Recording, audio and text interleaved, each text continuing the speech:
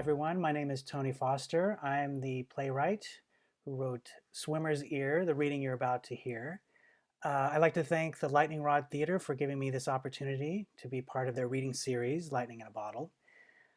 So you will be hearing this play that I wrote that was inspired by a dream. I woke one morning and I envisioned an empty swimming pool and a guy leaning over and crying into it. I'm not sure what the dream actually meant, but as a good playwright, I thought, hey, there's a play there.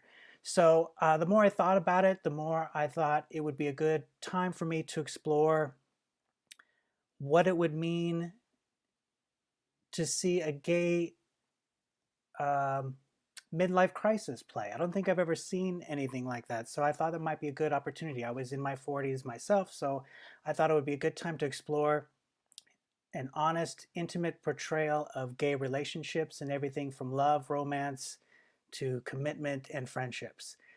So with that, I like to present Swimmer's Ear, and I hope you enjoy it. And if you enjoy it as much as I enjoyed writing it, then please think about donating to Lightning Rod Theater. And hopefully we will see you all in an actual theater building when this is all over. Thank you.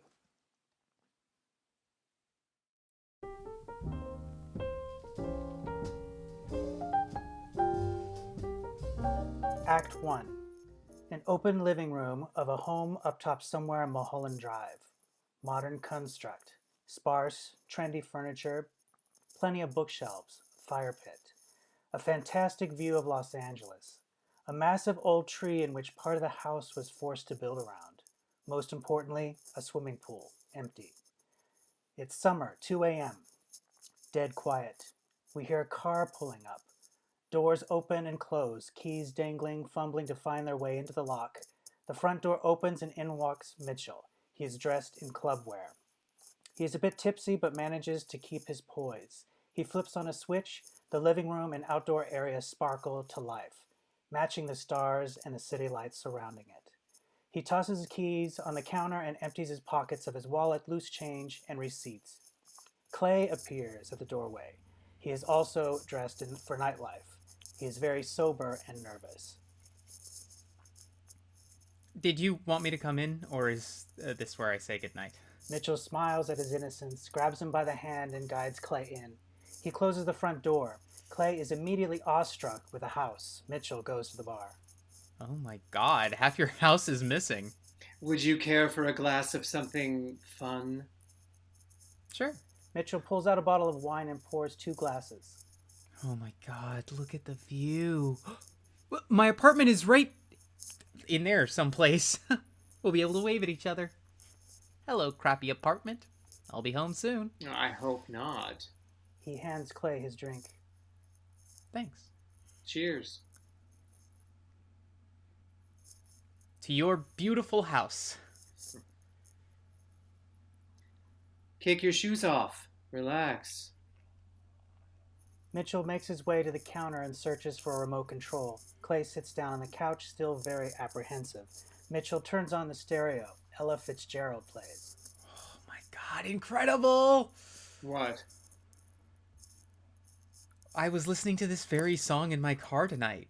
You know, my crappy car that matches my apartment sitting in your perfectly paved driveway. Mitchell sits close to Clay, leans in and kisses him. It's quick but sensuous. That was nice. You are so adorable. God, I hope so. Well, you don't think you are? I don't know. Well, you are. Yeah, I could lose some weight. Mitchell takes Clay's hand in his, leans in for another kiss. Clay's inhibitions are starting to break down. Slightly embarrassed, Clay hides his grinning face and places his head on Mitchell's shoulder. Mitchell chuckles at it. What? Who knows? Mitchell undoes 2 of Clay's shirt buttons and caresses his thigh. You got a lot of books. Mm-hmm. You like to read? Mm-hmm. Can I ask you something? Do you do this often? What? Bring guys home with you? But I didn't bring a guy home. You brought me home. I wasn't about to let you drive in your condition. I would have been fine. No, you wouldn't. Would it matter much if I did? At this time of night, with the way these roads swerve? No. I mean, bringing guys home. Mitchell kisses him again, holding Clay's head in his hands. I don't. I mean, I have. But not in a long time. Thanks for letting me take care of you. I'll see what I can do to return the favor. Mitchell gets up and goes to the bar to refill his glass. He then refreshes Clay's glass. So can I ask you, what's wrong with your pool? Nothing. I mean, it's empty. I'm having it cleaned. I kept getting swimmer's ear, so I drained it, scrubbed out all the algae, unclogged the filters, patched up a few cracks. Do you swim? I doggy paddle. How deep does it go? Clay gets up and looks into the pool. Mitchell stays on the couch. Clay then sits at the edge of the pool with his feet dangling. I'd love to have a pool like this, especially in the summer.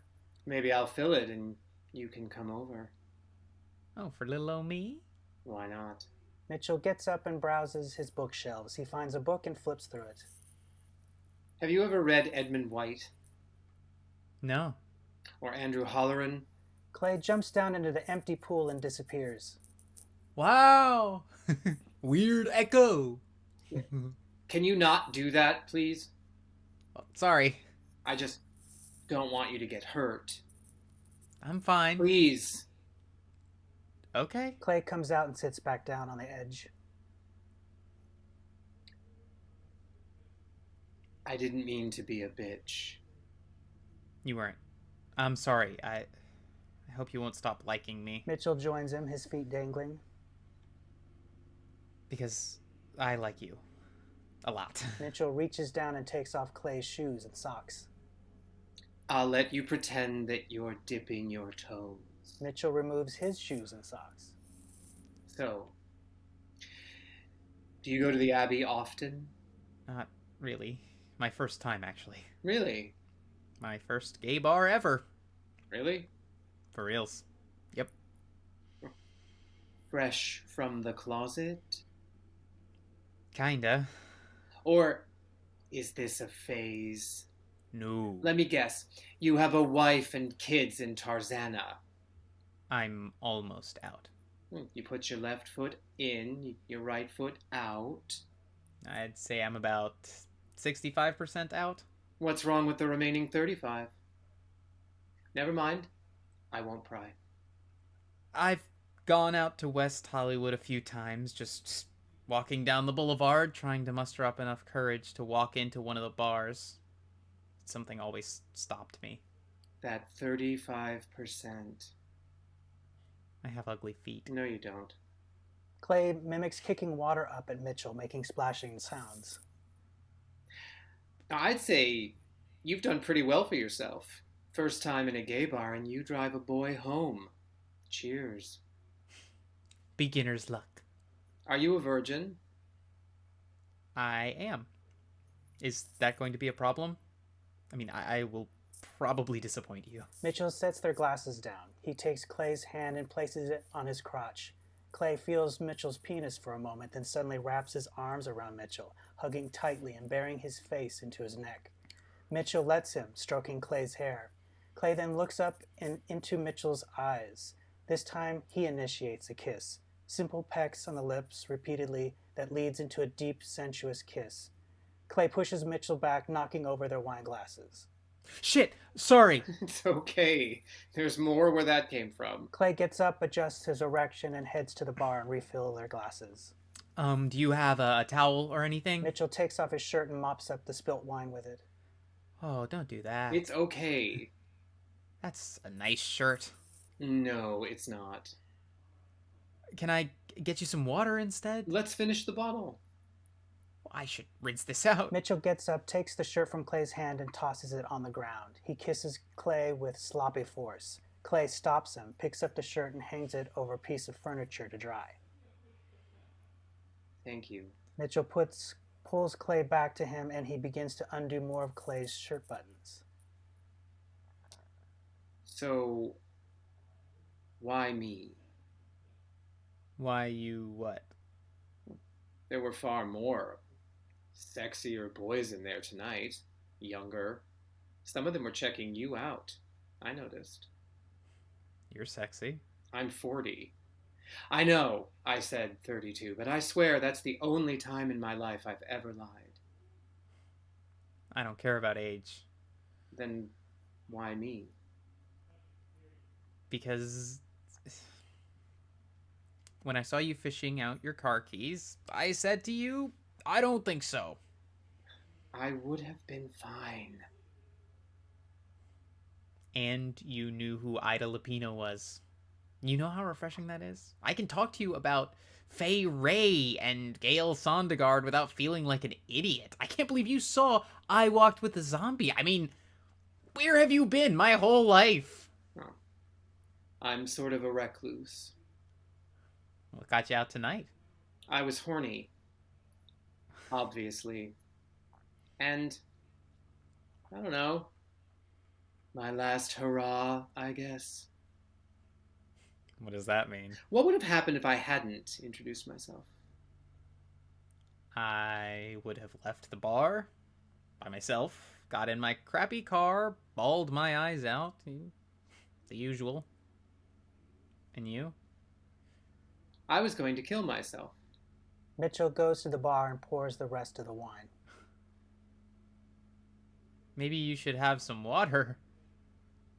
Cheers. To life. They toast. Mitchell goes in for more groping, a hand on Clay's ass. Sorry. I get handsy. No apologies. You're so goddamn cute. He tugs at Clay's pants. And these need to come off soon, right? Right. So, tell me about this 65%. Have you ever been with a guy? Sort of. I'm a late bloomer. I had my first experience about a year ago. I like this. Tell me. This straight guy I met. Straight. As Clay continues, Mitchell stands back and takes off his pants. Nice enough guy. He had a fiance and I was looking for a friend. He knew old movies and we'd go out to revival houses, and one night we ended up at his place. You're taking your pants off. Go on. And we started watching porn. Straight porn. It was ridiculous.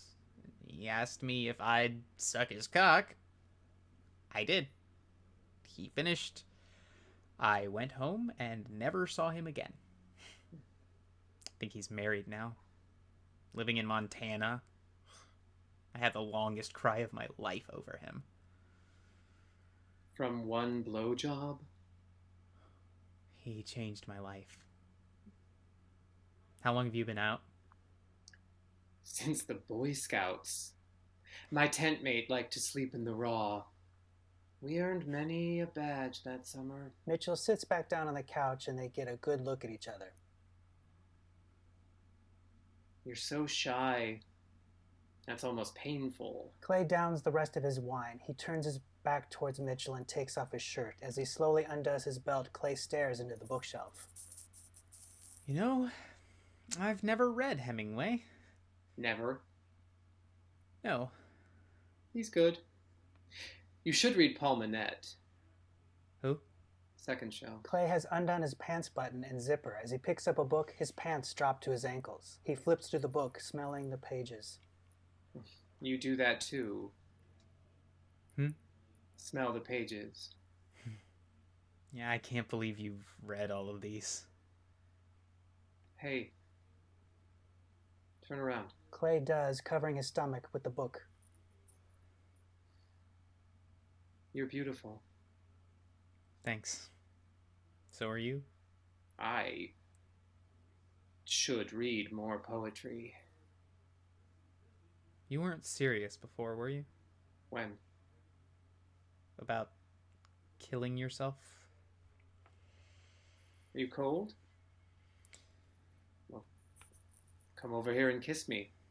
Clay obeys. He sits next to Mitchell and kisses him affectionately. Mitchell turns and straddles Clay, sitting on his lap. Remind me of your name again. It's Clay. And you're Michael? Mitchell. Of course. Oh my god. Sorry. Nice to meet you. Likewise. They shake hands, laugh, kiss. Blackout. Lights up on the next day. Afternoon. Bright. The room remains the same. Wine glasses and clothes strewn about. The boys are gone. We hear a key in the front door. Lily enters. She wears a terry cloth robe, sunglasses, and sandals. She carries in with her a canvas bag. She shakes her head in disapproval at the apparent mess. She then routinely sets up to sunbathe by setting out her blanket and lotion. She removes her robe, revealing a bathing suit. Lily quickly glides her hand across the bookshelf and selects a book to read. Without recognizing Clay's clothes, she folds them up and tidies the room. She now notices the 2 wine glasses. Now she gets it. She quietly peeks off into the hallway towards the bedroom. Disappointed, Lily lies down on her towel for a moment and tries to read. Unable to do so, she now stands back up with an idea. She goes quickly to Clay's pants and searches its pockets. Finding his wallet, Lily looks at his ID. 27? She puts it all back and goes to the bar to make a rum and coke. Once done, she resumes her position on the towel, arms crossed and staring in the direction of the bedroom. After a beat, Clay enters in his underwear and with a bad case of bedhead. He does not notice her, but Lily calmly gets an eyeful. Clay finds his clothes, thinks it's odd they're folded, and puts on his pants and shirt. Hello. Oh! You scared me. Sorry. I was, Just leaving? I didn't see you there. That must be your car outside. Oh, yeah. Nice. I was about do you live here? No. Am I intruding? Am I? I was going to the kitchen and Yes. see what there is for breakfast. It's noon. I'm sorry. Should I go? You won't find anything in the fridge. I was gonna make us a little something. How nice, but I've eaten. No, for me and Mitchell. Sort of a thank you. A thank you? I mean, well, never mind. I'll go. No, stay. I like to know all of Mitchell's friends. Well, we just met. I gathered. He's very nice. You guys meet online? God, no. Curious. The Abbey. Clay, by the way. I know. You're 27, you bank at B of A, shop at Ralph's, covered by Blue Shield, and you live on, don't tell me, Cochrane Avenue.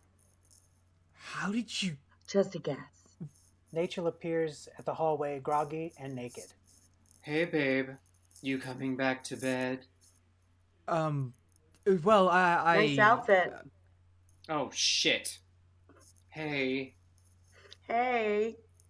Is it sunbathing Sunday already? Yep. Have you, guys met? Not officially. Lily, this is... Well, you go ahead and introduce yourselves. I'll be right back. Mitchell exits. So, you're... His girlfriend. I'm not sure I appreciate you going through my wallet. And yet I probably know more about you than Mitchell does. Sorry, I'm nosy. Lily offers him her bag. Here, you can go through my bag if you want. What? No, thanks. There's an awkward pause. Lily settles in and reads. What you reading? Without feathers. I was in the mood for a laugh. Mitchell enters in a bathing suit and sunglasses with a towel draped over his shoulder. Sorry. Sunbathing Sundays. I totally forgot. I should go. Okay. Well, I had a nice time. Nice meeting you. Lily can only muster a grin back. Mitchell lays out on his towel next to Lily. So... Okay, then. You know how to get back? I think so. I'll just retrace. Oh my god! I should drive you back to your car. It's okay. But it's sitting in metered parking on Robertson. You probably have a ticket. No, it's Sunday. Yeah, you still need your car. It's okay. Lily will drive me. Are you sure? Yeah. Are you hungry at all? Clay, you can stop taking care of me now. I'm fine. Okay. Okay, so I'll see you around, I guess. Sure. Will I? See you again? I mean, can I? I make a mean breakfast. Come on, I'll walk you to your car. That's okay. I'm good. Bye. Bye. Clay, disappointed, goes to the door and starts to walk out. Hey, Clay. Wait. Mitchell rushes over to the doorway, blocking Lily's view with the door. We hear the two men mumble something to each other. There's also a quick embrace and kiss. Mitchell goes to the counter and finds a pen and a scrap of piece of paper. He returns to Clay in the doorway, again blocking Lily's view. Here. Now, if I don't answer right away, it's because the reception up here sucks. And here's me. Thanks. Another quick kiss, and Mitchell closes the door behind him. We hear Clay's car driving off as Mitchell places the newly written phone number inside a book as a bookmark for safekeeping. Lily just stares at it all, very judgmental. Mitchell decides to remain quiet. He lays out on his stomach. Don't be a bitch. What was that? A very sweet boy. Mitchell, And I'm very ashamed of myself. you certainly don't look it. I'm hungover, Lil. Let's discuss this later. No, I don't think so. Not this time. We're going to talk about this right now. Can I borrow some of your sunscreen? No, burn. I don't have to apologize to you. You're right. For someone who doesn't have a conscience, you don't have to apologize. Except for maybe the one person who isn't even here to defend himself.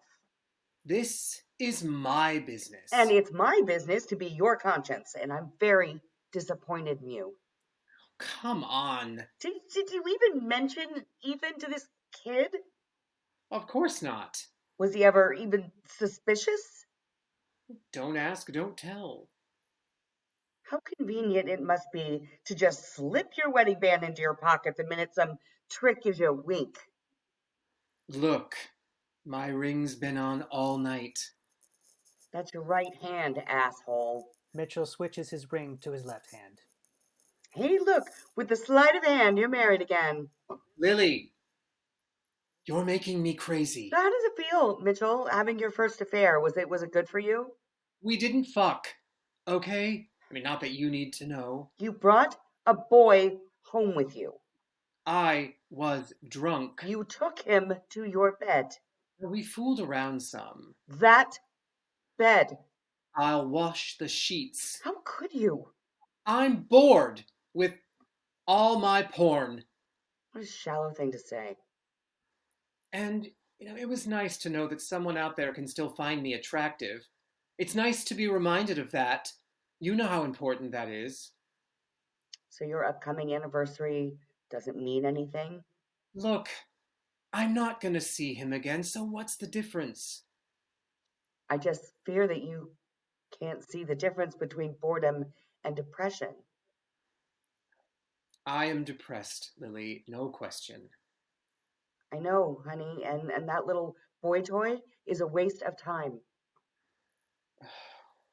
What the fuck am I doing? Here, She tosses him sunscreen. you're getting red. I slit my wrists, but I can't stand the sight of blood. That's not funny. It's not a joke. You're dangerous when you're left alone. Why didn't you take that job that Chris offered you? It's part-time, and I'm done with editing. I should be writing my own stuff. Okay, but you could do it in your sleep and it's easy cash. I've got enough to coast by for a while. I'm not talking about the money. I'm talking about occupation. You need to be doing something. I found me a job. What? Not what. Whom. You mean that kid? His name's Clay.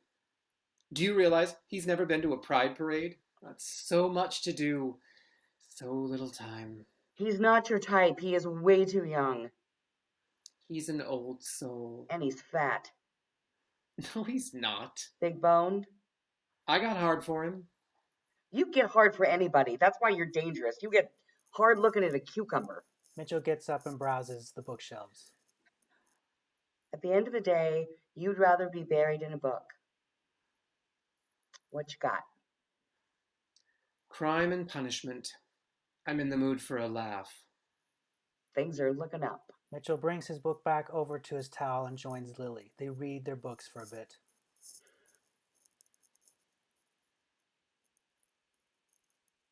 Thanks. 4. Loving me, no matter what. Damn straight. Blackout. The pool slowly comes to life. It shines. Reflections dance up against the back walls. We hear the gentle splashes as the water laps along the sides and through the filtering system. We may even smell the chlorine in the air.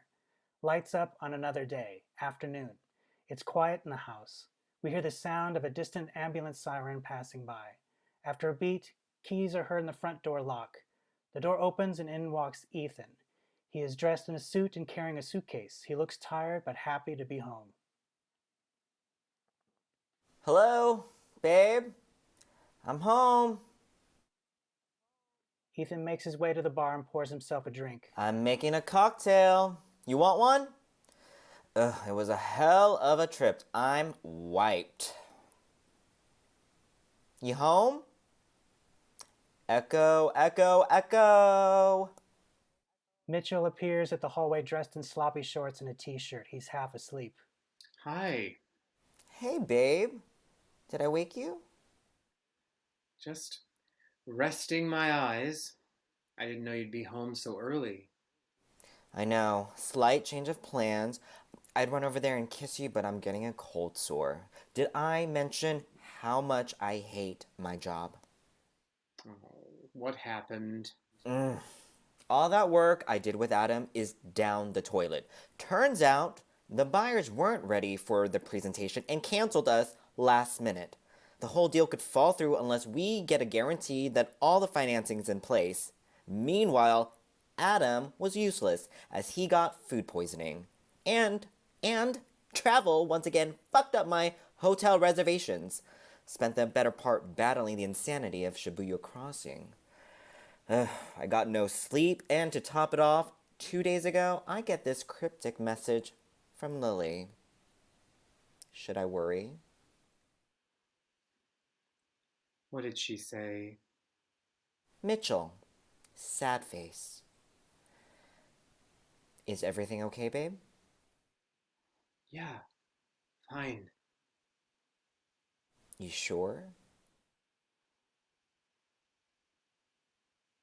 My melancholy baby. You know Lily, and she worries so you don't have to. I made you one.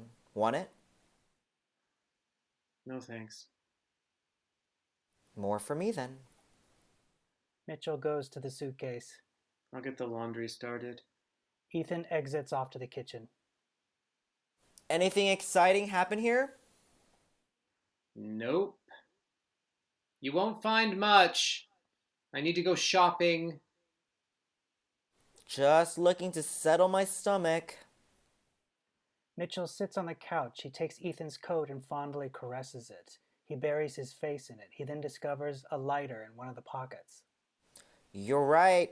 Just a bag of stale chips and a can of black olives. You want to go out to eat? Ethan now enters. Or stay in. I think well, although you've been cooped up. What? Are you smoking again? It was just one. One what? Cigarette, pack, or carton? One means one. You're smelling everyone else, and I'm not smoking again. I just wanted to join the guys. It was just one. I swear. You know how it is. You're at the end of your assignment. You're in a bar having a couple of drinks, bitching about the wife, worshiping the children. And you? I don't have a wife. You know what I mean. Ever bitch about the boyfriend? Boyfriend? What are we, still dating? Oh, sorry. Would you prefer lover? I like partner. Partner suits us. Are we in business together? Or are you referring to the vernacular of the cowboy? Miss me? Ethan sits down next to him and puts his arm around his shoulder. How bad is it?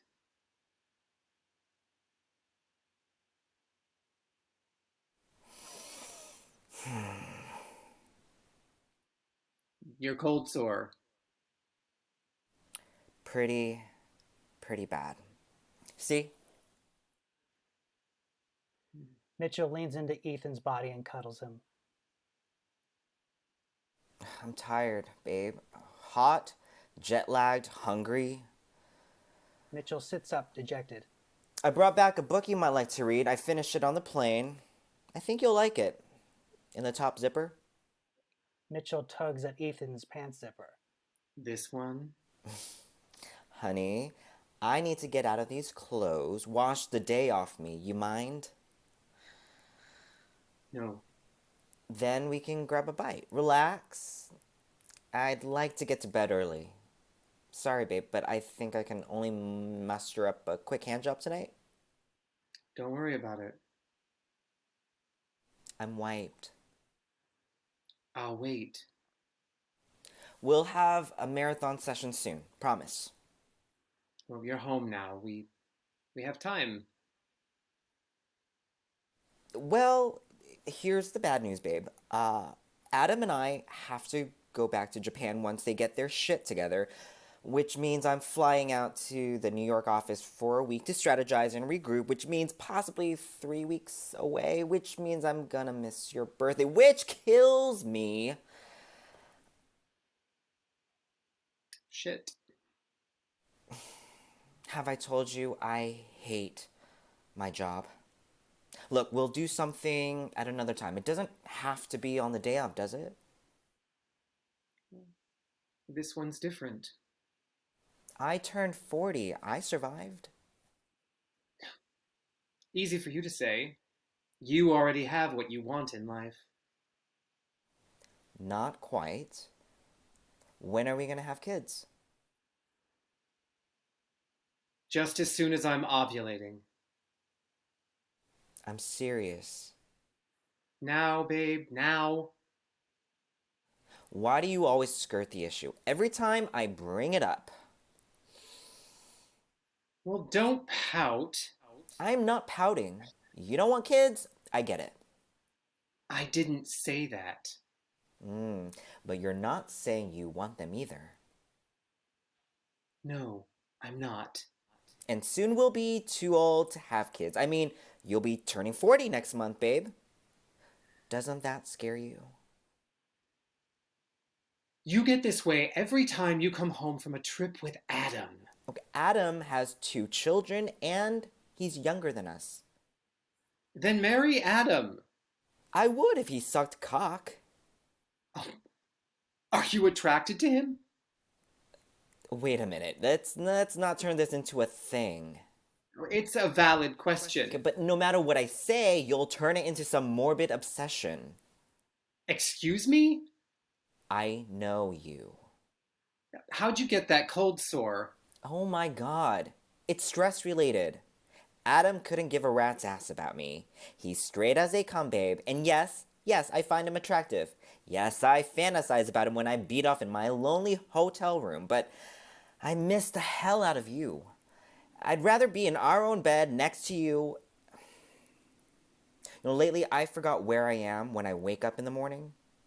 How can I call the man that I love on the phone when I don't remember if he's 3 hours ahead or 16 hours behind? I'm just as frustrated as you, and frankly, I find it insulting that you could even think that I would consider fooling around with some other guy, Adam or otherwise. No, You I know, guess I'm being stupid. honey, seriously, I'm gonna collapse. Go ahead. I'll take your suitcase. Arigato gamasu. How's Lily? She's fine.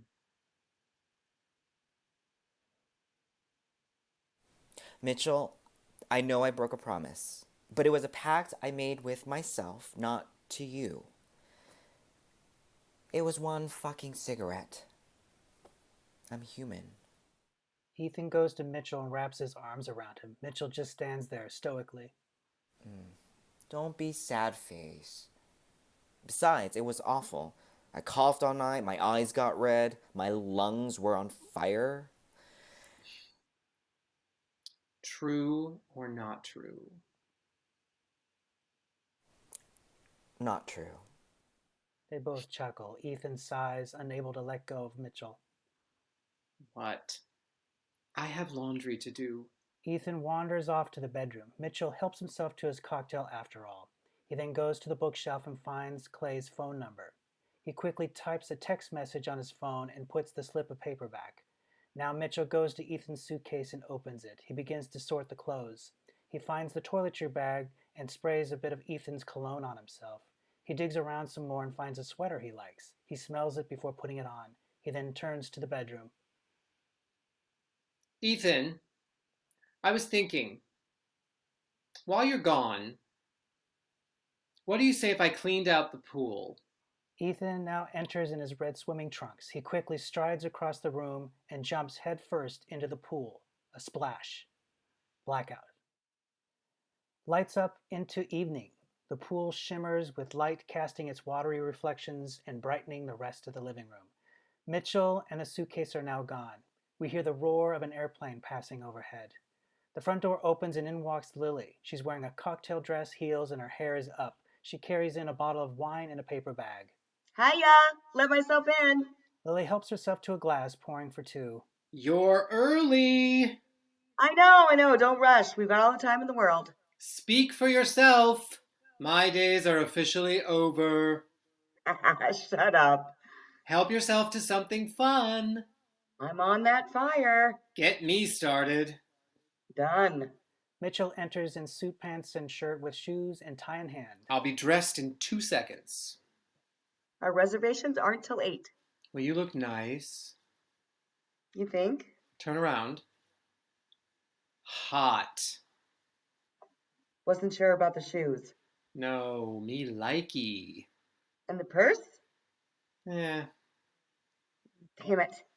I knew I should have taken a photo of myself and sent it to you before I left the house. where's Chris? He sends his regrets. Can I borrow that little black clutch of yours?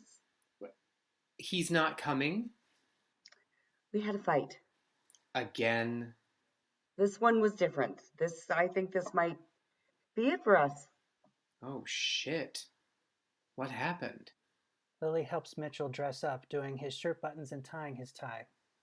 Our usual career and what am I going to do with the rest of my life stuff. Well, what made it different? I gave him a bad critique of his novel. He let you read it? Finally, I gave him my opinion and went downhill from there. Whoops. I just didn't like it. Sue me. I didn't see the point to it. The plot was hard to follow. The characters were all over the map. Are you in it? And? Well, not to defend him, but he's been working on the same novel for how many years? Little over 10. Well, it's his baby. He's very protective of it, and you come along and say, I just don't like your child. Oh, that was the second phase of the argument. What? Let's leave it. I don't want to spoil this occasion. Cheers. Cheers. Happy 40th. Sweet Jesus. What are you going to be now that you're all grown up? Dead. Mitchell, you know I hate that talk. I let you vent, now it's my turn.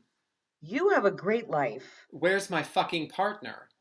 He at least called you, right? Well, it's tomorrow already in Japan, so he's officially belated. How do you say fuck you in Japanese? Mocha Mocha Susu. I'm not asking for much. I just want to get laid on my birthday. I'll fuck you. Mm-hmm. I'll mocha mocha your brains out. Let's go to dinner. Whatever it's worth, I'm totally available to have your guys' baby. I mean, speaking as the only uterus in the room. Lil. What? I wish I had two gay dads. I mean, holy shit. My mom's impossible. Before we go, would you do me a favor? Yes. Will you help me put some of these drops in my ear? Mitchell retrieves a prescription bottle from the counter. Sure, why? Have a seat. I got an infection. How? From that cesspool. Lily sits down on the couch and Mitchell lays his head on her lap. Just a couple of drops. Does it hurt? Itches like crazy. I need to drain that thing. This is like the second time. I don't know why I'm the one who keeps getting punished. Ethan's the water baby. Lily puts a few drops in. Now what? I just have to lay here for a minute. Don't go falling apart on me yet, Mitchell. I have every right. I'm 40. 40's the new 20. I wasn't supposed to live this long, Lil. Men get better with age. Not true for gay men. And once we lose our wiles, we're put out to pasture. Speak for yourself. I still have great tits. So tell me about this character in his novel that vaguely resembles you. I'm curious. First off, the obvious. Her name is Millie. Just slap an M in front of my name. I don't call that thinly disguised. I call that lazy writing. What else? She's opinionated, snarky, more caricature than fully rounded. Oh, and she's an alcoholic. No. I know, right? She takes a big swig of her wine. I've come to the realization that you can be just as lonely in a relationship as you can out of one. Come on. Let's eat, for God's sake. Better? Yes. And now that I can hear every single word you're saying, I'm getting depressed. Let me down this and fix my lips, and then we'll go. Why don't we dump our significant others altogether and start anew? Call me opinionated. Call me snarky. I have no problem leaving Chris for you. But I couldn't do it to Ethan. He forgot my birthday and has lousy taste in books. Did you see this? Mitchell presents Ethan's book to her. Any good? I can't bring myself to open it. Why don't you take it?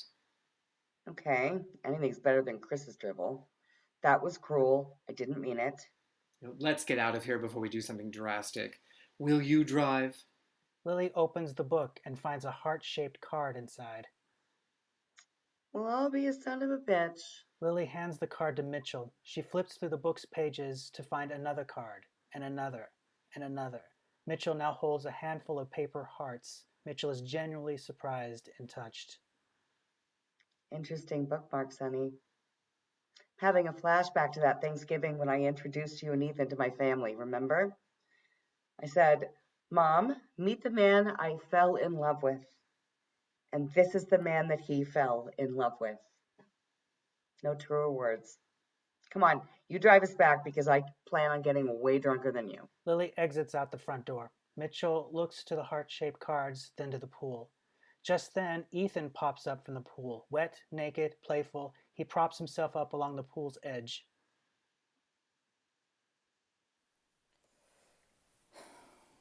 Hey, babe. Take your clothes off and join me. I can't. I have swimmer's ear. The water's perfect. I turned 40 today. Great. Now put on your birthday suit. I'm in mine. Not right now. How'd you like the book? I loved it. I'm kissing you right now. I'm pressing my lips on yours, slightly open, then a soft thrust sucking on your lower lip. I go in again, rhythmic waves crashing against the rocks. My tongue and your tongue, wet, warm, home. Ethan dunks back down in the pool, no sound of a splash. The water reflections disappear from the wall. The lights from the pool and its surroundings seem to deaden as Mitchell now stares into an empty pool. It is now a new night. Mitchell slowly walks down into the pool and disappears from view. We hear a car drive up. After a beat, Clay enters from the open door. He politely knocks on it anyway. We see that he's dressed nicely, sports coat and tie. Hello? Mitchell? Are you decent? Door's open. I'm in here. Come on in. Hi. Hi. What you doing? The backstroke.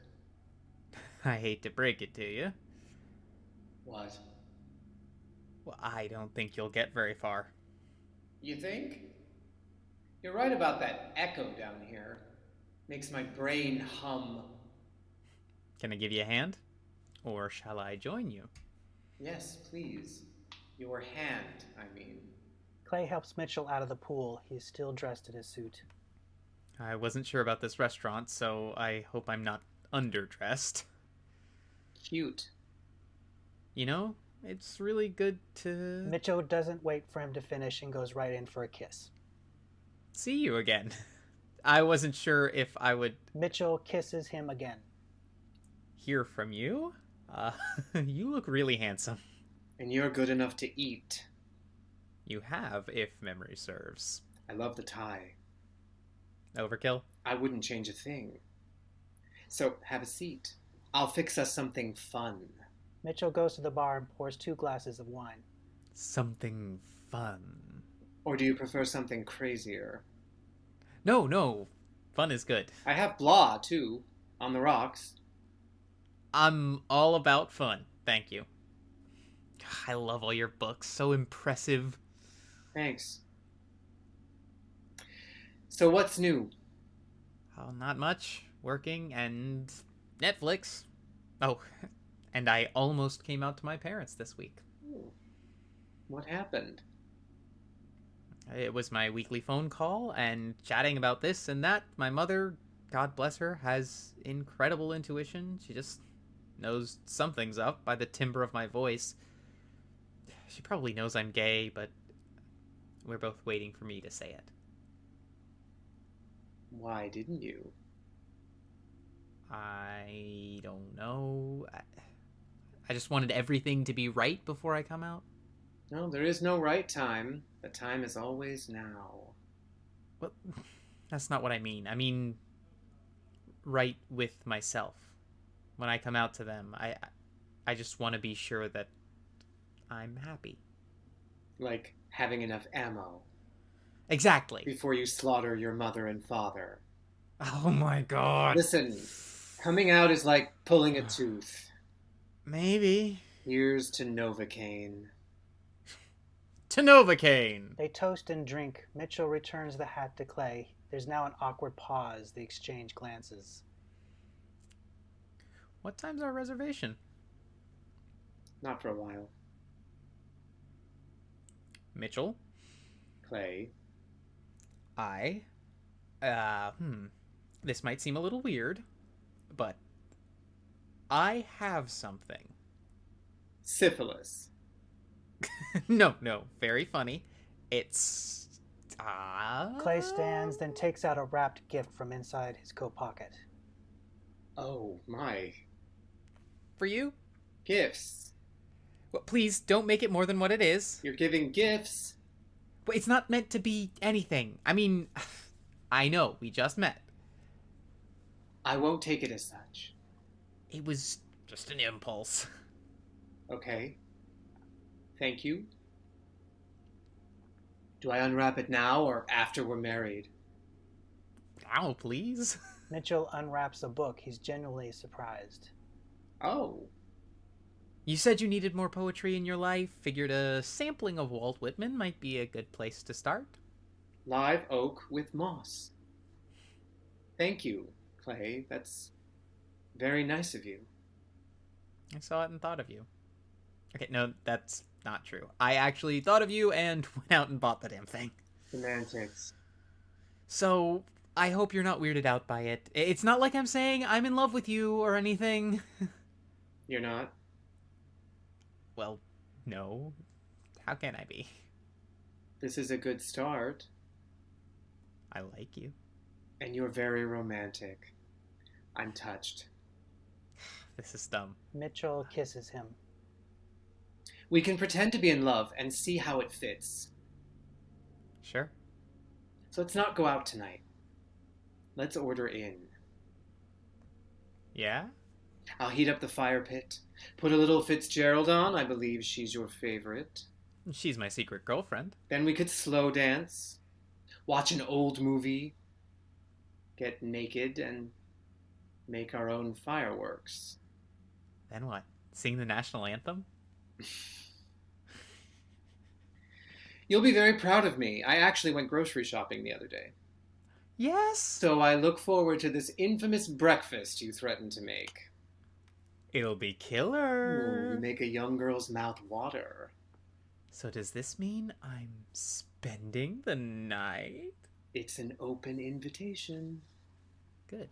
Because I packed my toothbrush just in case. Clay pulls out a Ziploc baggie with some essential toiletries from another pocket. You're a planner.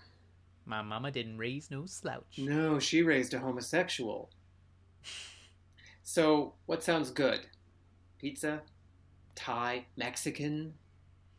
I eat it all, unfortunately. Mitchell rifles through takeout brochures on the counter. Clay puts his hand on his stomach.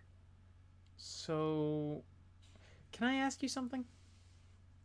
Would you consider me a bear? Why? Just because you have a little bit of a belly? Well, I mean, I'm too old to be a twink. I'm too young to be a polar bear. I'm not a grizzly bear or an otter or a leather guy, butch marine gym bunny, an A&F model, or a swishy costume designer with an asymmetrical haircut.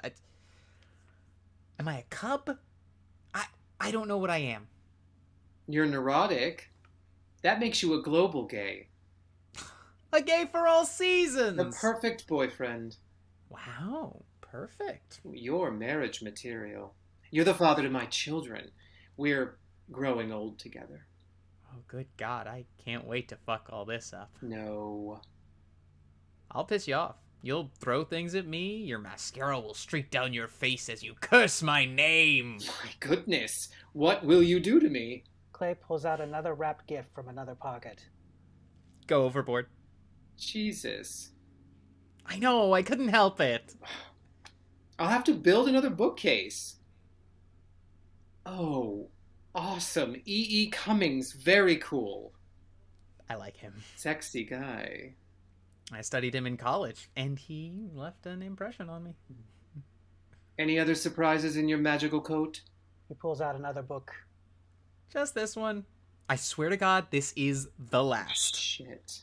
Well, three's a charm. I told you, I couldn't help it. And again, this means nothing.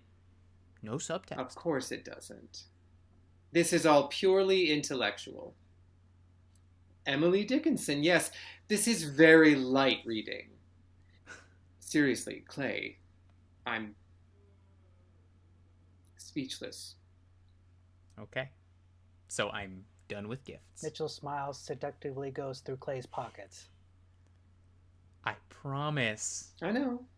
I just like going through your pockets. Mitchell gives Clay a quick kiss that leads into an intense makeout session. They come up for air so Mitchell can take a sip of his wine. Clay seems intoxicated without the alcohol. So now that we're in love, Madly, I guess I have the right to know yes. about you. Family, job, loves, losses, phobias, blood type. Be positive. I'll try. Quick wit. I like a man who keeps me on my toes. What else can you tell me? Well, I'm in between jobs right now. Dad's a plastic surgeon. Mom spends Dad's money. We're polite, but not so friendly. I'm a native of LA, a rare breed. I had a boyfriend for many years, but he left me. I love to read. I have a sister in Michigan who's about to have a baby, and I'm afraid of sharks. That's me in a nutsack.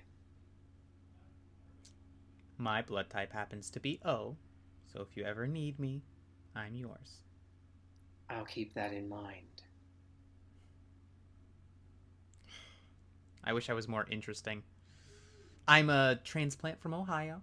I temp, and I can recite the entire screenplay to Valley of the Dolls verbatim. So,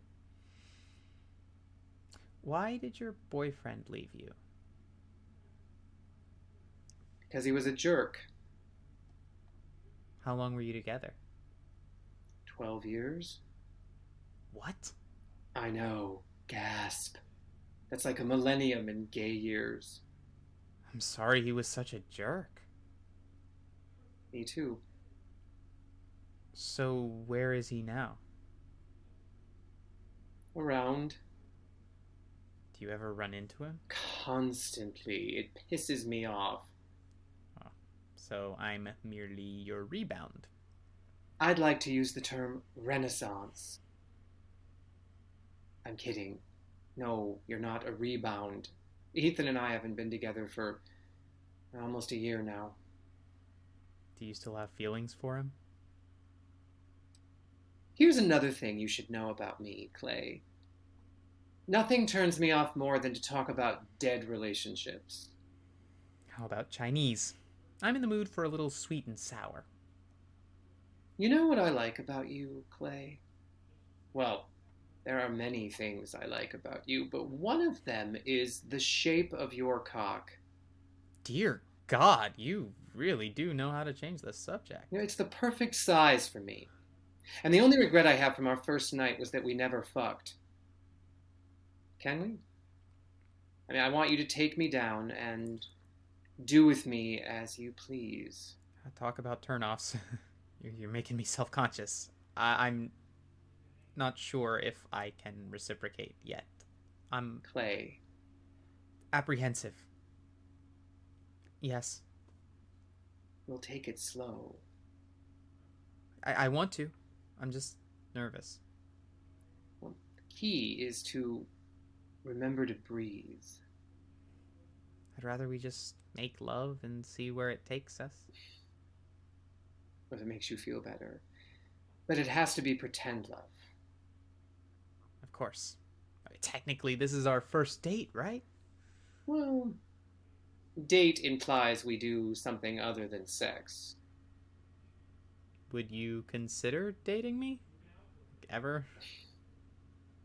You're a sweet kid. But I think once you've completed your dossier on me, you'll find that I don't believe in love. I've tried, believe me.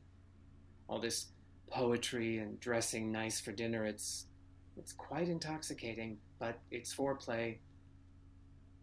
I just don't think love exists in the way that was promised to us as children. I don't want this to be a hookup. I want this to mean something. It has to. Yeah, why'd you ask me out tonight? I loved our time together. I feel very comfortable with you, but if you're looking for a fuck buddy, then you may have to look somewhere else. It's not in my DNA.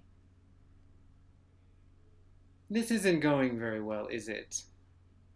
I've lost my chubby. Should I go? I don't know. Clay then takes out his cell phone and dials a number from one of the brochures. Yes, hello? I'd like to place an order for delivery, please. I'd like to order the number 9. You like wonton soup? What about these chicken skewers? Hello? Yes? I'm placing an order, number 9, and a couple of appetizers. No, number 9. We're breaking up. We are. The phone is breaking up. There's bad reception here sometimes. Try stepping outside. Clay goes out the front door to complete the order. During this, Mitchell looks into the empty pool. He takes off his ring. You broke your promise, so I'm breaking mine. Mitchell grabs an empty wine glass and puts the ring into it. He then places the glass up high on one of the bookshelves. Clay returns. We have 45 minutes. My goodness, what will we do in the meantime? Clay picks up the Whitman book. A little foreplay. Clay begins to read from the third poem. He starts on the line, "And when I thought how my dear friend, my lover, was on his way coming, oh, then I was happy." As he continues, Mitchell can no longer contain himself. He embraces Clay tenderly. It's a hold that lasts. You have condoms? I didn't bring any. I do. I don't think we need to worry, though. I want to do it right. Well, you can wear one if it makes you more comfortable, but I'd rather you didn't. And for you? Again, you don't have to worry. I'm clean, but if you want me to. Maybe. You're shaking. Sorry. Can we at least call this a date? I mean, we're eating dinner and hopefully watching a movie later. Yeah, I think TCM's playing Cat People tonight. Did you ever see Cat People? About 25 times. You're gonna break my heart, aren't you? Well, you're practically offering it to me in cupped hands. I won't wear a condom if you don't want me to. Let's just make love and see where it leads. Mitchell turns on the stereo with the remote control. It's a sultry, jazzy tune. He takes Clay by the hand and leads him into the bedroom. A moment later, Mitchell wanders back out to grab a couple of candles. He then searches for some matches, but to no avail. He remembers Ethan's lighter and finds it hidden away in its safe place. As he lights the candles, Mitchell contemplates the lighter he's holding. He suddenly becomes overwhelmed with emotion. He tries to hold back the tears, but it's no use. He crawls over to the swimming pool and hangs his head over the edge. As he continues to cry, his tears fill the swimming pool. Water then overflows over and out of the pool itself. Mitchell is soaked. Mitchell, amazed at all this, manages to recover himself. After a beat, Clay enters. Mitchell? I filled the pool. Blackout. End of Act 1.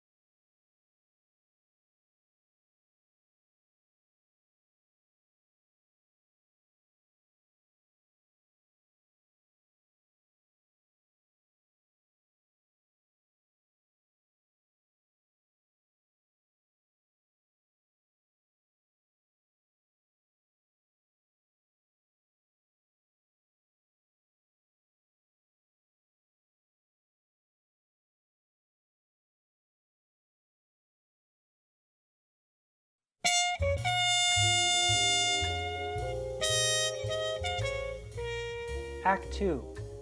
Afternoon. Once again, the pool appears empty and dull. A key is heard in the front door lock. Clay enters with shopping bags and a bouquet of flowers. He obviously is in a chipper mood. He sets the flowers down and takes the bags into the kitchen, leaving all but one.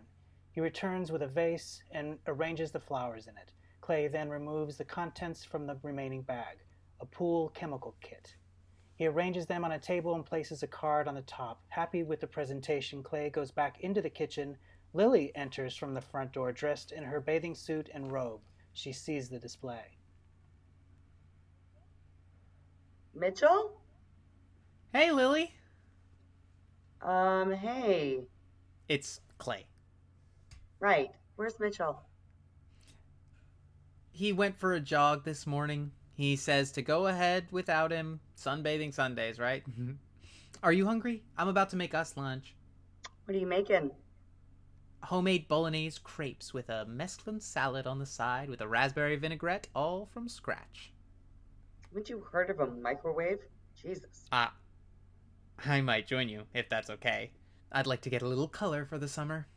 It's a little odd. Didn't expect to see me again? That and the fact that Mitchell is jogging. I know. He said he needed to get out. Of the house? Of his head. And what's all this shit? Mitchell's been down in the dumps lately, so I thought a little gift might cheer him up.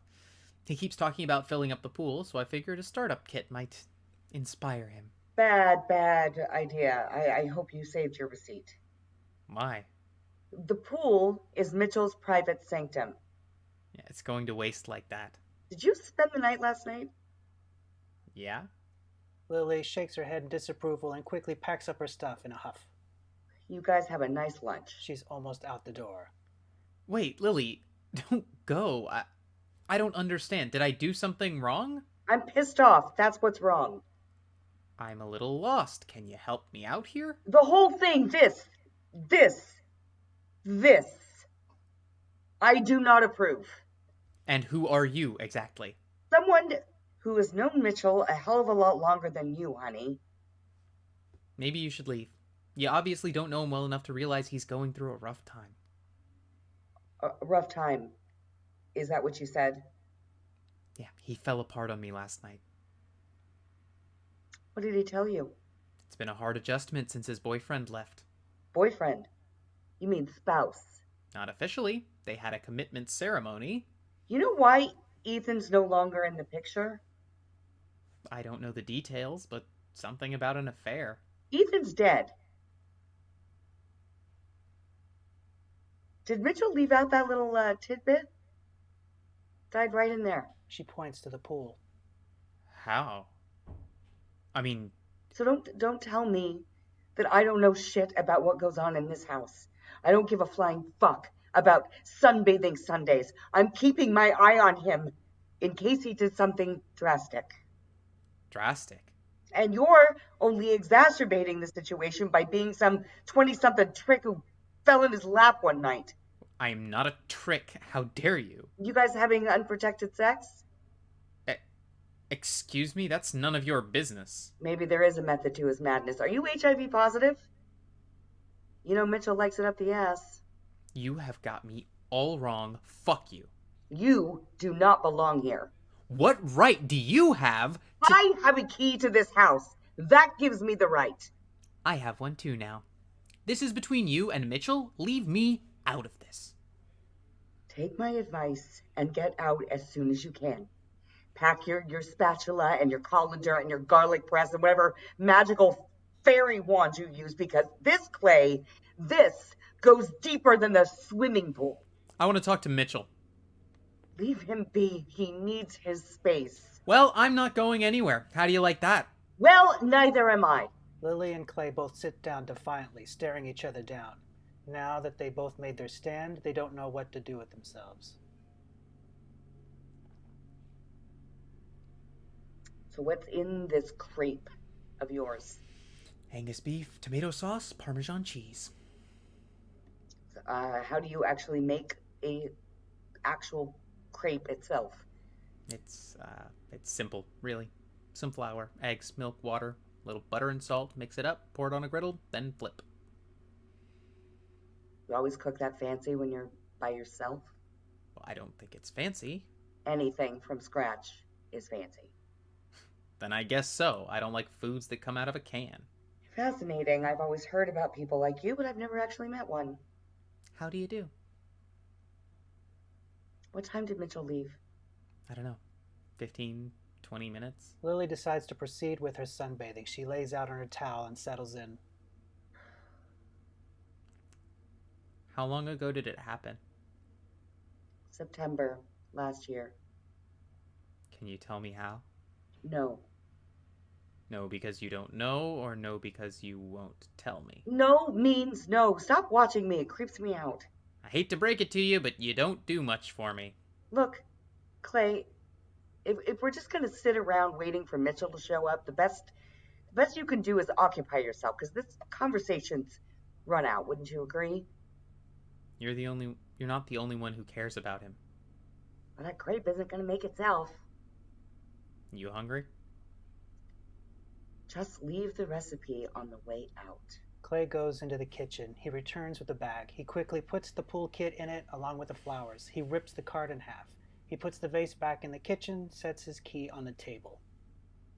You win, Lily. Clay takes the bag and begins to head out. He stops, takes out a single flower, and places it in the empty pool. Clay exits. Blackout. Lights up on another day. Late afternoon. Lily is gone. We are back in the past, so the pool is alive with its usual watery reflections and rustling sounds. We see Ethan and Mitchell standing on opposite sides from each other. They are very still. Mitchell is casually dressed in t-shirt and shorts, holding his prescription bottle. Ethan is in his business suit, clutching a bouquet of red roses and a card. Ethan finally breaks the silence.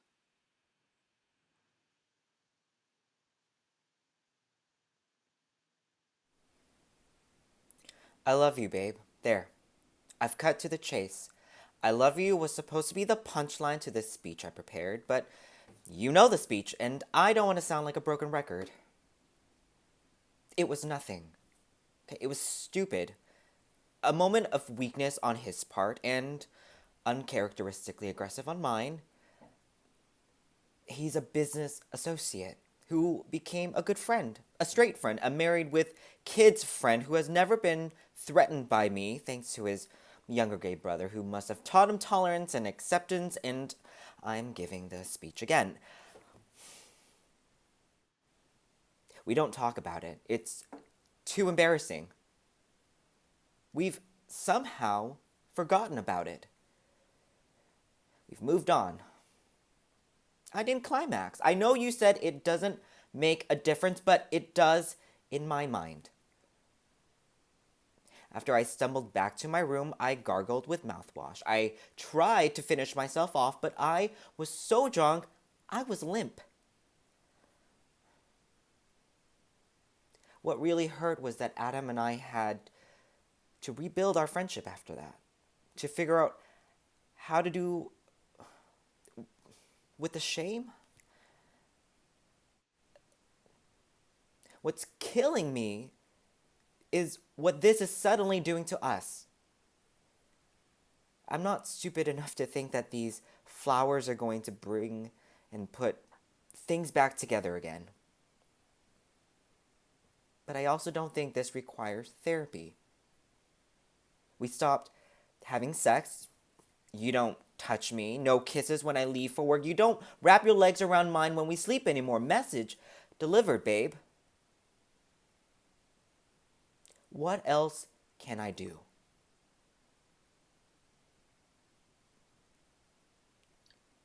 I guess I'll move out. Ethan buries his face with his hands but doesn't cry. Jesus. I have so many fucking books. This is not going to be fun. Ethan collapses on the couch, clutching the flowers to his chest. Mitchell goes to the bar and sets a glass down. You better not have a drink, babe. What's it to you? Because we're not done yet, and I don't want you drunk right now. You mean there's more to the speech? No, I'm done with the speech. I've been giving the speech all week. Fuck the speech. I want to hear from you.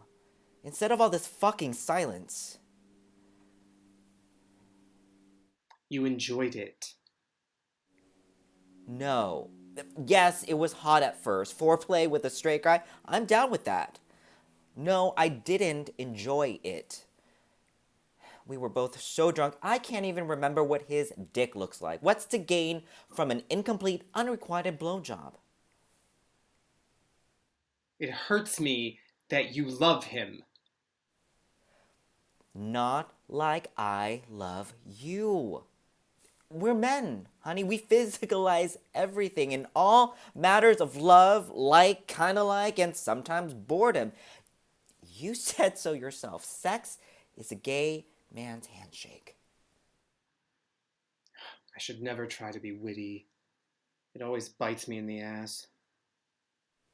Have you ever had an affair? No. When I'm gone, weeks on end, any casual hookups? I am monogamous. Well, so am I. Bullshit. What constitutes being unfaithful? That's an interesting question. Can it be a thought? Lusting over a nudie calendar? Is it sex if you don't come? Is it physical? What you do with your tongue? With your hands? Having a penis in my mouth for 2 seconds with a guy who doesn't even shave his balls? Oh, so the balls you remember, but not the cock. Remember when you kissed that guy in the middle of our living room and I was standing right in front of you? When? Rick's birthday party about 4 years ago. What was I drinking? Something brown, probably. We can't blame alcohol for everything, honey. I was pissed watching you dance sexy with a complete stranger. I don't even remember who that was. Okay. Unfaithful or lost in the moment? Fantasy fulfillment or just wanting to say, hello, my name is Mitchell. What's yours? You know, for some reason with Adam, it's different. Steve and Michael have an open relationship. They've been together, 8 years now? They have a home like us. They have a dog. They're very intelligent people, and yet, when they go to circuit parties and hook up with other people, they have 3 ways. They seem to get off watching each other experience other men. How does that work?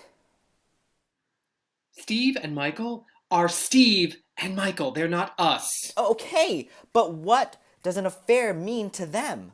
When one of them accidentally falls in love with a fuck buddy? When Steve and Michael can't stand each other, their home becomes a prison. The dog plays favorites.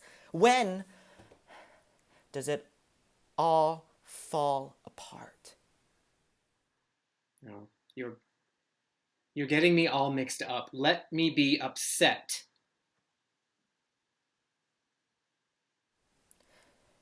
Were these a bad idea? It's a little cliched, even for you. Should I toss them? No, the flowers didn't do anything wrong. May I have my drink now? Are we done?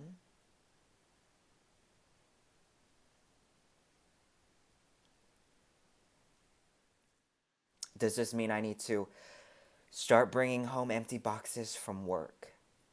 Mitchell puts the flowers down and hugs Ethan. Ethan hugs back tightly. You hurt me. They kiss without passion. Ethan stands back and begins to undress. What are you doing? I'm going to jump in the pool.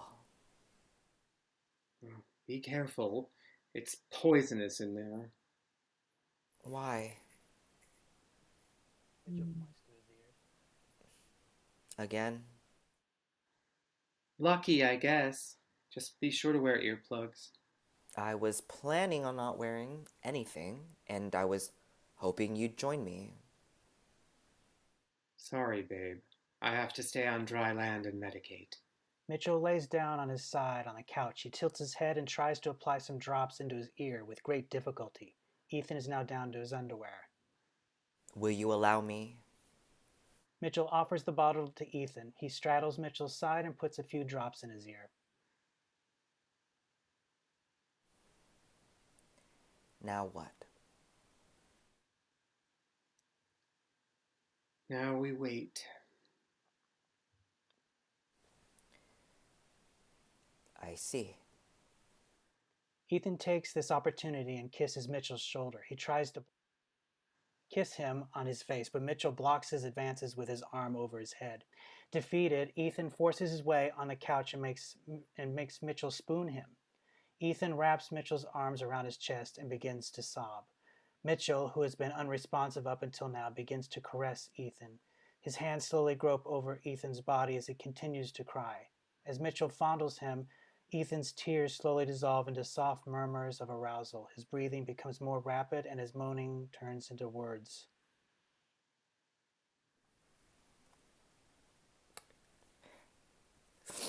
I'm sorry, babe. I'm sorry. Blackout. We hear the sound of sirens as the lights shift into evening. Present day. Ethan, the clothes and flowers are gone. Mitchell remains on the couch, curled up asleep in the fetal position. The pool is once again empty. Lily enters the front door like a hurricane. She's dressed nice, carrying in a gift-wrapped bottle of wine and a small bag of groceries. She's a little tipsy as she turns on the lights. Well, that's it. We're getting a divorce. Mitchell wakes, blinking against the lights. Sorry we was asleep. Lily? Happy birthday from one single lady to another. No. What did you say? I said happy birthday. What are you doing here? What are any of us doing here? From the grocery bag, Lily pulls out a manila envelope and plops it down on the table. Read it and weep. It's Chris's book. He got accepted by Random House. You got a red pen because you're going to need it. You're supposed to be with the in-laws tonight. A dinner you were invited to. What's going on? I'm going to bake you a cake. From the bag, Lily presents a box of cake mix. Lil, you seem a little manic. And I don't like the way that you have been sleeping through life, especially on your 41st birthday. Can't a guy nap? It means you're depressed. We're having cake and ice cream, damn it. Shit, what time is it? It's over, Mitchell. It's over. Oh my God, do I have the strength to go through with it? What? A divorce? She points to the bar. Can I? You know you're welcome.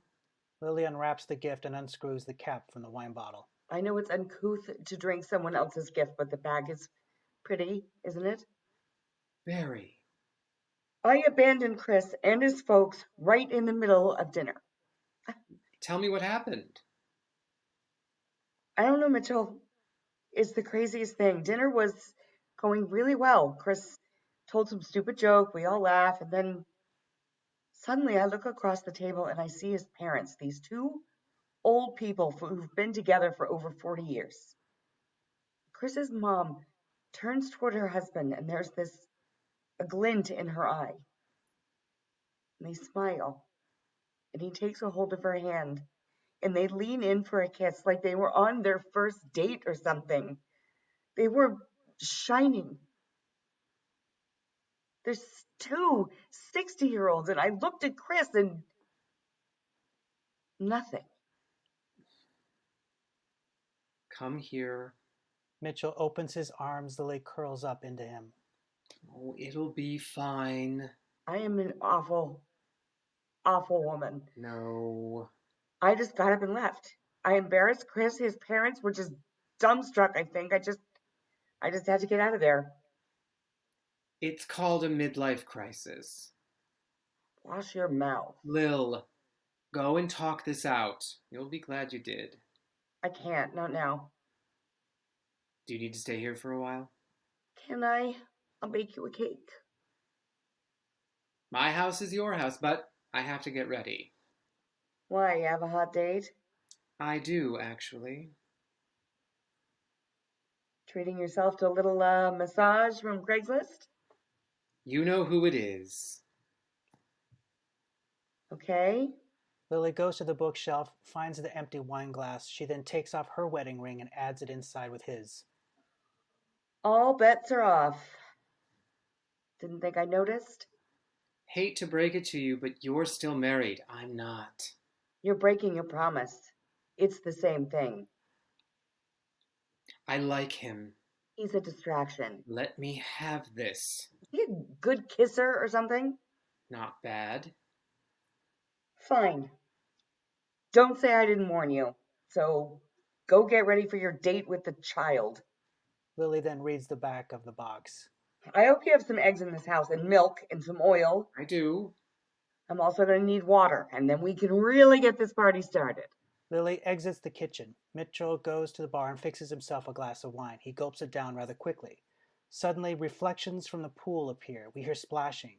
Ethan pops up from the pool, wet and in his red swimming suit. He props himself up along this pool's edge.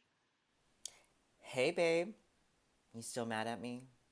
Put your glass down and join me. I can't, Ethan. Please? I have swimmer's ear. Come over here and kiss me then. You'll get me all wet. That's the idea. I'd rather get drunk. Okay, sit and mope all you want, but I won't be held accountable should I get you a tad moist. You better not. Hey, you wanna watch me do a backflip? This one's for you, babe. Ethan drops back down into the pool. We hear a knock at the door. The pool returns to its empty state. Mitchell answers the door. Clay appears, dressed nicely for the occasion. Hey, Happy birthday. They kiss. come on in. You're not ready yet? Well, there's been a slight change of plans. Lily's here. She's going through some kind of crisis. I can't kick her out. What's the matter? Marital issues. Sounds bad. She's making me a cake. A cake? Okay. Would you rather I leave? No, If you two would rather be alone, we can celebrate your birthday later. no, it's fine. I want you here. You'll keep us all sane. Can I pour you a glass of something fun? Can there be anything else but fun? Mitchell pours a glass for Clay, then affectionately kisses him. Lily enters, already a mess with flour on her dress. Something's wrong with your oven, Mitchell. Hello, Clay. Hi. Nice to see you again. Same. Clay offers his hand. No, I think we've graduated to hugs. They hug awkwardly. You look nice. Thanks. So do you. This is what I wear to all my divorces. Oh, stop it. I'm kidding, sort of. I'm the one underdressed.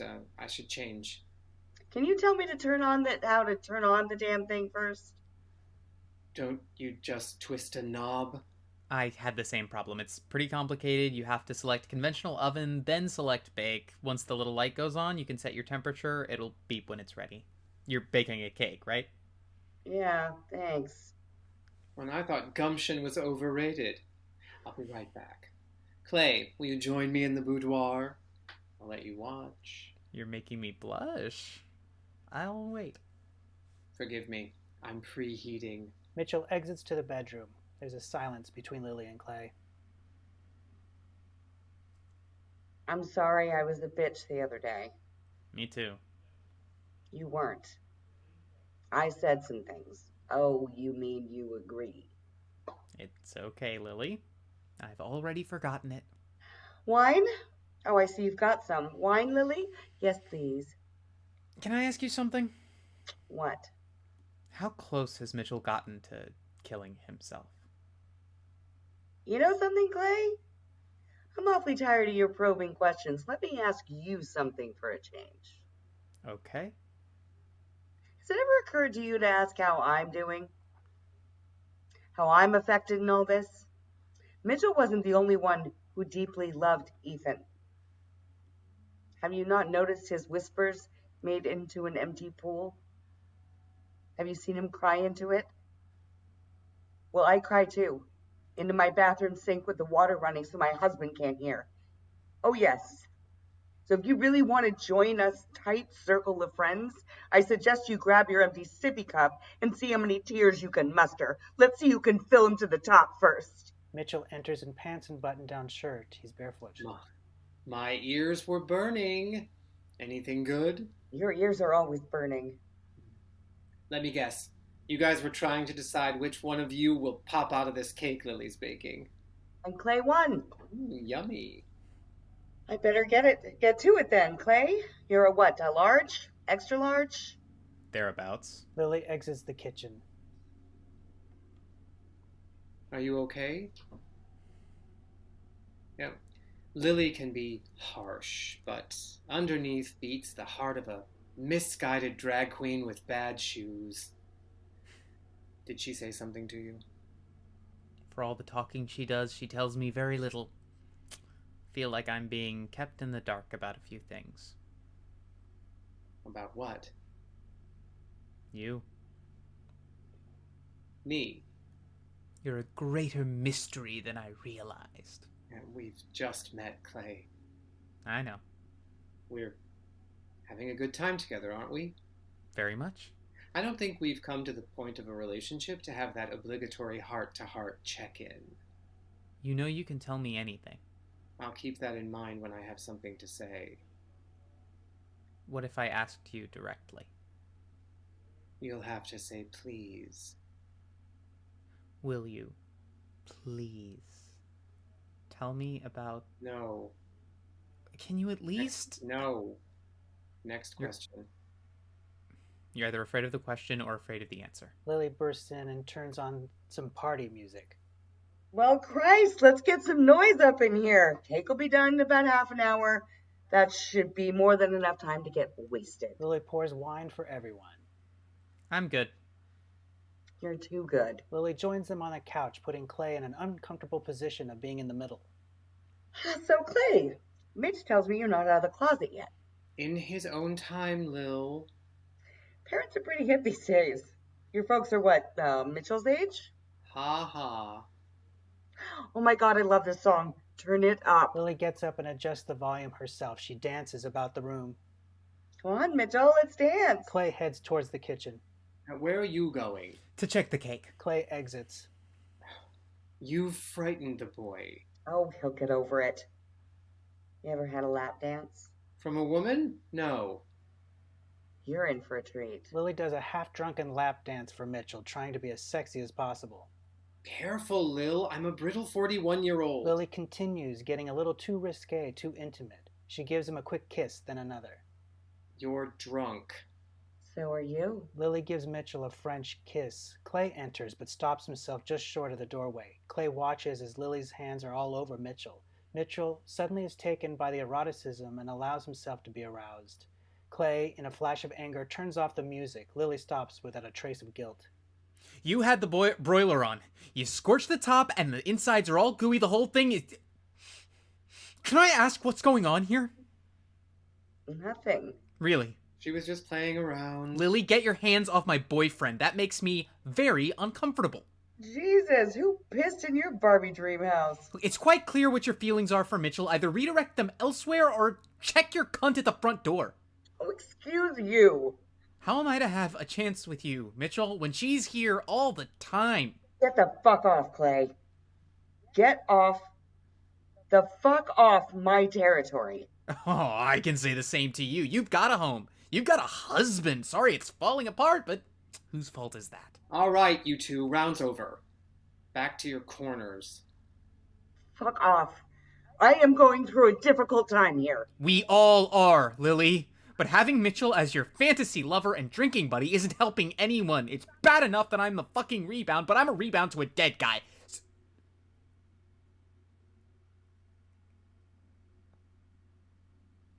What did you tell him, Lil? The whole fucking truth. How dare you? How dare you both? Mitchell, I am sorry. I know I must be a sad comparison to Ethan, but I haven't even met the guy. It's unfair. What's unfair is watching you two go at it over me like I'm some charity case.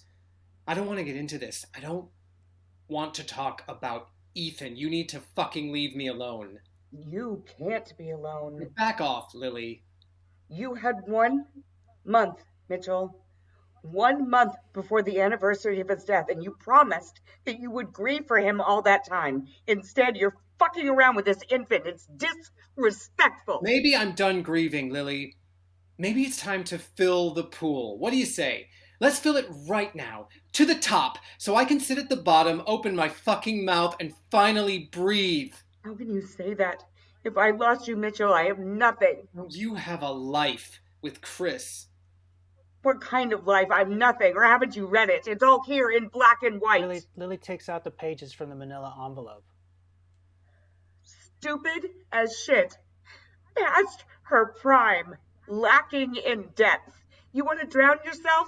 Fantastic. Then take me with Lily you. now dumps the pages into the pool one by one. Mitchell tries to stop her. You don't love me. Yes, I do. I can't bake a fucking Lily cake. falls to her knees. Lil. Don't touch me. I'm gonna throw up. Lily rushes off to the bedroom. I'm sorry, Mitchell. I didn't mean for this to happen. Clay, I don't think we should see each other anymore.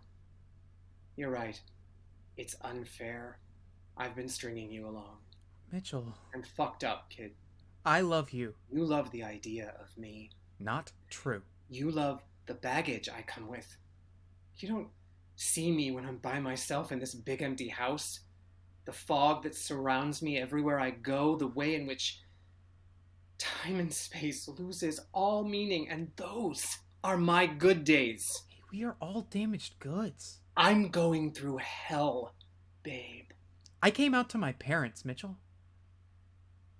2 days ago, it was time. They asked me if I was sure, and then I thought about you.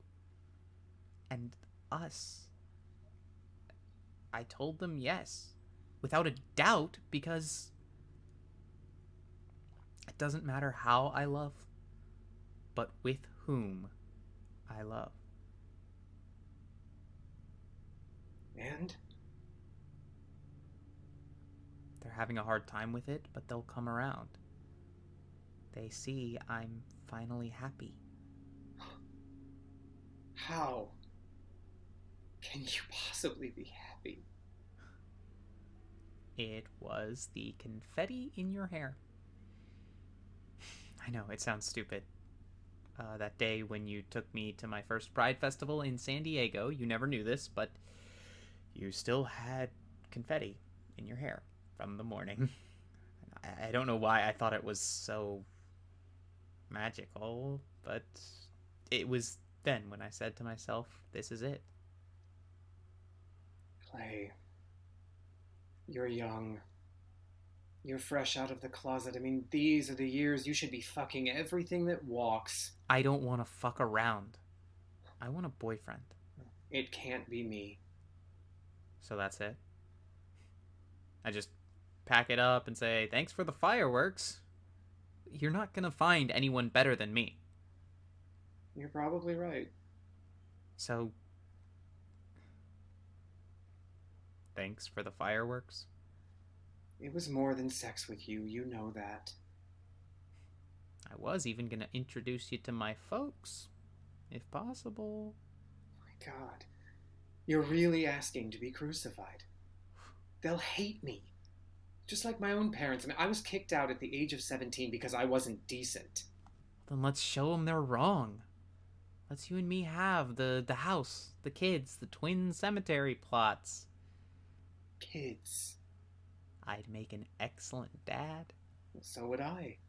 Then let's be parents. Let's show the world how it's really done. You bet we could. I'm ready for this, Mitchell. You're ready to settle down at the tender age of 28. Only thing that's wrong with this picture is an empty swimming pool. I miss him. I know. I can't seem to make Ethan go away. Introduce me. What? I'd like to meet him. Lily now appears in the doorway. He's everywhere. We fought. The night he died. I got drunk while he swam. I watched him splashing about in a hazy stupor. The room was spinning as he did his free dives, cannonballs, and a backflip, knocking his head against the side. I was sure it was a dream. I passed out. A chill in the air woke me late the next morning. I crawled into bed and slept a few hours. His side was empty. I couldn't figure out why. I got up that afternoon hungover. I crossed to the kitchen.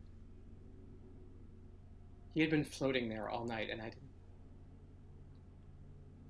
Our reception is so bad up here. The water turned pink. I told him I had swimmer's ear. Mitchell starts to cry. He drops to his knees and bawls into the empty pool. As before, his tears fill the pool to brimming. Suddenly, the whole room seems to fill with water. Lily and Clay quietly disappear from opposite sides from each other. Now the entire space appears to be engulfed with tears. Mitchell crawls down into the pool and comes back up holding a dead Ethan. Both of them are soaked. Ethan, still in his red swimming suit, lies limp in Mitchell's arms. He caresses his lifeless body. I was going to forgive you, honey. I was. I forgive you. I forgive you. Mitchell kisses Ethan on the lips and hugs his body close to his. Blackout. Lights up on a new day. Bright, cheery. Lily and Clay are standing over the swimming pool. Clay holds a hose as he fills the pool. Reflections are beginning to appear along the back wall. Lily is busy reading the instructions from a startup chemical kit. Okay, what's the test strip say? We're at 6.4. Says here we need to be pH between 7.2 and 7.8. So that means we need a little more of that alkalinity plus? No, we did that. What about the shock stuff? That goes in the skimmer. Shocking. I know, right? Are we okay? We will be. Try adding some of that pH increaser. Got it. And you can put in the algicide. Okay. Clay shuts off the hose as they add the chemicals. And how are you and Mitchell? We're going to be friends, Lily. I'm okay with it. Are you? I will be. See? Isn't this fun? Well, it's no piece of cake, but yeah. Ha ha.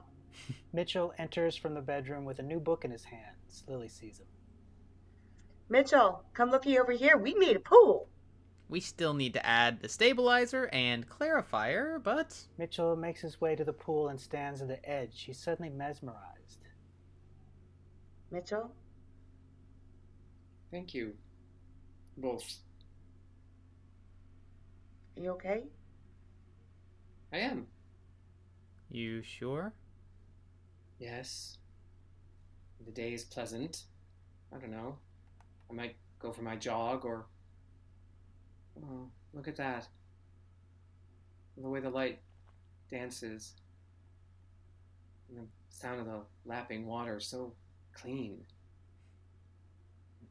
It's extraordinary. I think I'll just sit and read a book today, if you don't mind. Then I'll leave you to it. Lily kisses Mitchell. See you soon, sweetie. And Clay, will I... You will. I guess you will. Until sunbathing Sunday. I can't make it this Sunday, sorry. I need to focus and devote my time if I'm going to get my project finished. What project? Didn't Mitchell tell you? I'm writing a book. It's about murder, lust, and revenge. Well, give my love to Chris. I will. Bye. Lily exits out the front door. After a beat, Mitchell and Clay look at each other, not knowing what to say next. Call me if you need anything. Or just call me. So, I'm going to go. When will we see you next? Tomorrow, you lucky thing. I have to finish chlorinating the pool. Then we can go swimming. Maybe. Like a good old-fashioned baptism. Sorry, I couldn't resist. I'm a fan of metaphor. I'll bring my trunks. Or we'll skinny dip. Ooh, you're flirting. Friends don't flirt. Yes, you're right. Friends don't flirt. I'm going. Okay. What book are you reading? Mitchell presents the book to Clay. Good for you. Bye. Bye. They hug each other, then a tender kiss, not sexual, not platonic. I love you. Get through this day, Mitchell. Then tell me that again sometime. I'll see you. Clay begins to leave. Clay, Yeah? I I know. Mitchell watches Clay as he exits out the front door. Then he crouches down at the side of the pool and stares deep into it. last one in is a rotten egg. We hear a car engine starting up outside. Mitchell makes a decision and quickly runs to the front door, opens it, and calls out. Hey, Clay! Blackout. End of play.